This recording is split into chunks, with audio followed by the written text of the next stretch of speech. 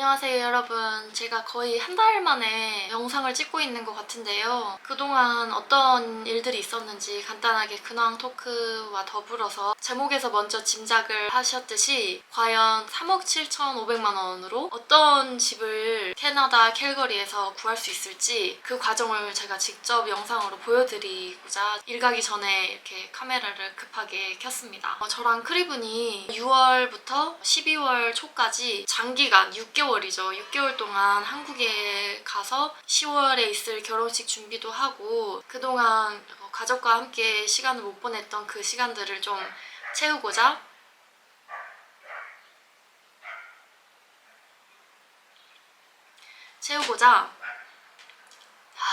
올해 가려고 합니다. 제가 크리분 가족과 여기서 추억을 많이 쌓고 정을 쌓았듯이 크리분도 저희 가족과 알아갈 시간도 필요하고 그래서 한국 갈 생각을 지금 하고 있다 보니까 이것저것 계획을 하면서 다시 입국을 했었을 때 back to zero 같은 상황이잖아요. 일자리도 없을 테고 지낼 곳도 없으니까 한국에서 최대한 좀 알아보고 인터뷰는 화상으로 볼 수 있으면 보려고 하고 그런 거는 당연히 생각 중이긴 하지만 아무튼 여기서 모든 것을 이제 다 끝내고 한국을 6개월 동안 길게 다녀올 생각을 하니까 막막하잖아요.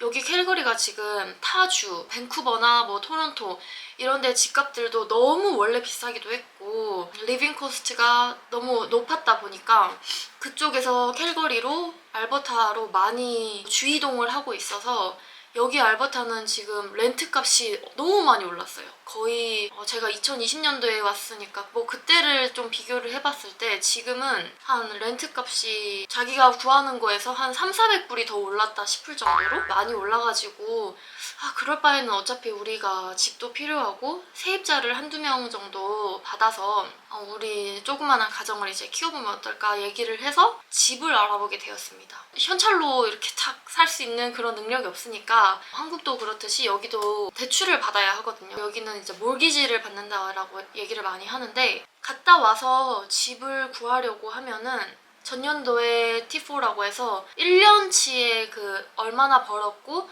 세금으로는 얼마 빠졌고 이런 내용이 담긴 서류가 있거든요. T4를 작년 거 그리고 그 재작년 거까지 두 개를 요구하고 그리고 Most Recent Pay Stub라고 해서 가장 최근에 받은 급여 명세서라고 해야 되나? 그거를 한 뭐 2개월, 3개월치 요구하는데 저희가 한국에서 이제 돌아왔었을 때는 6개월의 인컴이 다 0, 0원으로 비어있는 거잖아요. 그랬으면 이럴 경우에는 어떤 은행도 대출 승인을 안 해줄 거고 집을 사는 거는 꿈도 못 꾸는 얘기여서 그러면은 한국을 가기 전에 지금 한번 해보는 게 어떨까? 얼마나 들지 한번 계산은 해보자. 몰기지에서도 약간 세 가지의 단계가 있어요. 첫 번째는 pre-qualification이라고 해서 사전 심사. 그냥 구두상으로 몰기지 브로커라던가 아니면은 메이저 은행 담당하는 분이랑 인컴을 얘기를 하고 구두상으로 얘기해주는 그런 거예요. 근데 저희가 이제 pre-qualification을 했었을 때는 30만 달러에서 35만 달러 이 정도 나올 거라고 했어요. 이게 한국 돈으로 하면은 한 3억 한 28억이면 좋겠네요.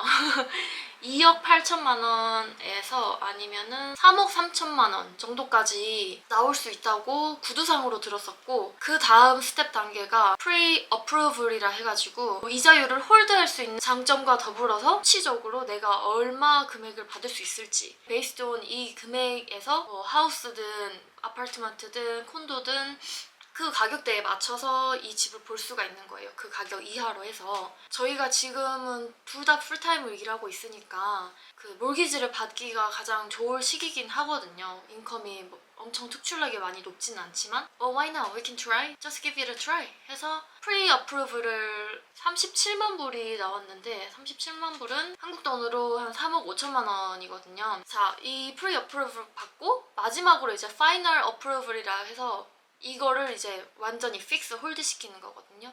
근데 저희는 그것까지는 안 가고 과연 이 금액대에 무슨 집을 여기서 살 수 있을까 그거를 먼저 보고 결정을 할지 말지 생각하려고 했습니다. 이 금액으로 집을 어떻게 볼 수 있는지 웹사이트를 보여드릴게요. 제일 좀 신용도 좋고 유명한 여기 realtor.ca라는 웹사이트에 들어왔고요.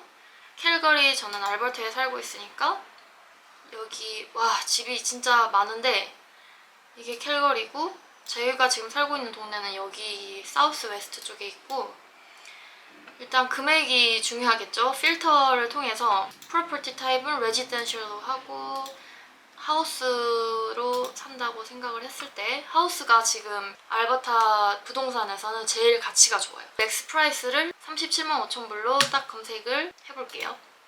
그랬을 때 집이 5개 나오네요. 저번 주에 봤었을 때는 딱 2개, 3개가 나오더라고요. 이 금액으로 하우스를 사려면 하나는 내부, 밖에, 외관까지 홀라당 불탄 집. 이거는 진짜 레노베이션 그 돈이 훨씬 더 들겠죠. 이런 집이 하나 있고 정말 위험한 동네 막 총기 사건이 있었던 그런 동네가 있고 그런 집들만 딱 3개가 뜨더라고요. 근데 오늘은 보니까 몇 개 그 매물이 나오긴 했네요. 여기서 가장 제 몰기지와 근접한 이 집 한 개만 봐보도록 하겠습니다. 여기는 지금 위치는 여기 있고 이렇게 외관이나 내부 이렇게 볼 수 있고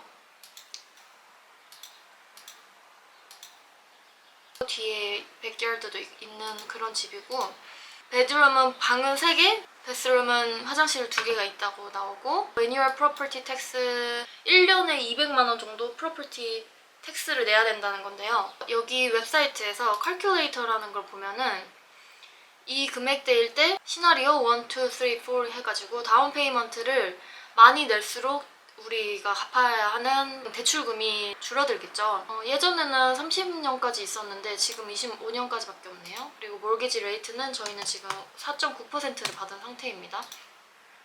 이렇게 했었을 때 원금에 대한 할부금이 5% 다운 페이먼트를 했었을 때 2,100불을 내야 되고 10% 자금의 여력이 된다거나 그리고 혹시 내가 First Home Buyers Incentive라는 그런 정부에서 하는 좋은 정책이 있어요. 5% 플러스 5%를 정부에서 주는데 결국 갚아야 나가는 돈이긴 하지만 그래서 다운 페이먼트를 10%까지 만들고 시작을 할 수 있는 거죠. 10% 다운 페이먼트를 한다 생각하고 매달 할부금이 1,900불 정도 그리고 애니얼 프로퍼티 텍스가 얘 얼마였죠? 하이라이트 보면 애니얼 프로퍼티 텍스가 2,000불 이거를 다 매달 얼마 내야 되는지를 한번 계산해 볼게요. 166불 정도? 하우스에 살고 있는 친한 언니 얘기를 들어보니까 평균 유틸리티는 이런 가스랑 뭐 공과금 같은 건데 600불 정도가 나온대요. 그래서 이 정도만 여기에다가 플러스 만약에 다운 페이먼트가 under 20%면 홈 인슈런스를 들어야 되거든요. 그래서 이 홈 인슈런스는 집의 뭐 규모나 크기에 따라 다르긴 하지만 뭐 10,000불이 될 수도 있고 15,000불이 될 수도 있다고 했어요. 10,000불이라고 쳤었을 때 이거를 12로 나누면은 한 달에 830. 이게 맞나요? 제가 지금 인슈런스는 잘 모르겠는데 1년에 10,000불을 아니겠지? 25년으로 나눠야 되는 거 아니에요? 10,000불을 25년으로? 이거에 대해 아시는 분 있으면 댓글 부탁드릴게요. 25년이면 좋겠다. 다운 페이먼트를 20%까지 못했을 경우에는 이것까지 내야 된다는 가정하에 저희가 근데 지금 이거를 좀 강행을 하기에는 많이 조금 무리가 있을 것 같아서 당장 지금은 포기를 했습니다. 하우스를 살 수 있을 만큼 대출 받을 수 있을 만큼의 세이빙이랑 인컴을 올려두고 그때 다시 시작을 하는 걸로 저희는 어제 막 결정을 한 상태입니다.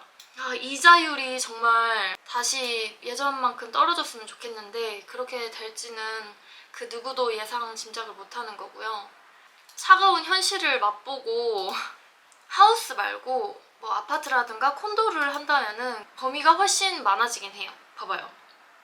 이렇게 뭐 원하는 지역에 따라서 뭐 괜찮은 집들도 많고 타운하우스들도 많고 한데 여기 특히 알버타는 인구 밀집도가 다른 타주보다 정말 작기 때문에 싱글하우스의 가치가 장기적으로 봤을 때는 제일 높은 편이거든요. 될 수 있으면 싱글하우스를 사고 아니면은 듀플렉스 하우스가 2개가 붙어 있어서 근데 문은 따로 있는 뭐 이런 경우거든요. 듀플렉스도 괜찮고 그 다음에 타운하우스, 콘도, 아파트먼트 이런 순으로 선호도가 많이 떨어지는 편이에요. 집의 가치뿐만 아니라 아파트라든가 타운하우스는 중앙 제어 통제로 되는 것도 있고, 그리고 콘도도 유지보수로 엘리베이터라든가 계단 뭐 고쳐야 될 때 세입자들한테서 돈을 다 걷고 제약 사항들이 많기 때문에 그래서 사람들이 선호를 덜 하는 걸로는 알고 있거든요.